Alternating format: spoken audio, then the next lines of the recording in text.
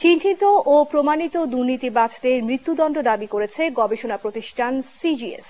রবিবার রাজধানীর একটি হোটেলে বাংলাদেশ ক্ষুদ্র ও মাঝারি শিল্পে দুর্নীতির প্রকৃতি, পরিধি এবং ব্যাপ্তি শীর্ষক প্রতিষ্ঠানটির এক আলোচনা সভায় এ দাবি করা হয়। এ সময় সিপিডির বিশেষ ফেলো অর্থনীতিবিদ দেবপ্রিয় ভট্টাচার্য বলেন, দুর্নীতিকে রাজনীতিকরণ করা হলে সেই দেশে কখনোই দুর্নীতিমুক্ত করা যায় না। বিস্তারিত আওলাদ বাবলুর রিপোর্ট।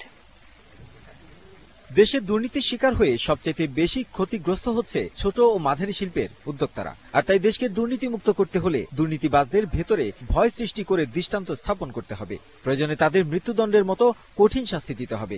বাংলাদেশ ক্ষুদ্র মাঝারি শিল্পে দুর্নীতির প্রকৃতি, পরিধি ও ব্যাপ্তি শীর্ষক আলোচনায় দুর্নীতিবাজদের বিরুদ্ধে উঠে আসে এমন দাবি।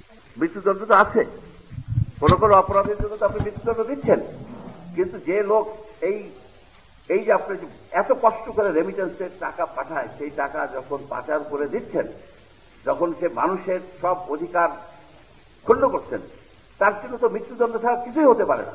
আলোচনায় সিপিডির বিশেষ ফেলো দেবপ্রিয় ভট্টাচার্য বলেন, দুর্নীতি কমাতে হলে সরকারের প্রত্যেকটি সেক্টরকে জবাবদিহিতার আওতায় আনতে হবে। ওই যে ক্ষমতা ওনার কাছে দেওয়া আছে, ওই ক্ষমতা হারানোর ভয়ে ওনাকে আরো বেশি দুর্নীতি প্রমাণ করে তোলে। সেই অর্থে সেহেতু আপনি যদি সমাজের ভিতর থেকে ক্ষমতা, আমি কিন্তু বড় কথা বলছি না, ছোট কথা বলছি, হ্যাঁ, তো যদি ক্ষমতা হারানোর ভয়কে যদি আমরা প্রাতিষ্ঠানিকভাবে একটি জবাবদিহিতা, স্বচ্ছতার ভিতরে নিয়ে আসতে পারি, তাহলে ওনার ওই ভীতিও থাকে না, অন্যের এই কষ্টটাও থাকে না।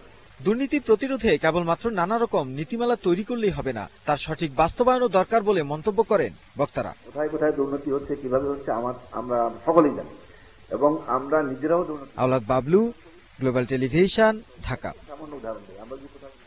এবার সময় হলো একটি বিরতি নেবার। ফিরে এসে অন্যান্য সংবাদের সাথে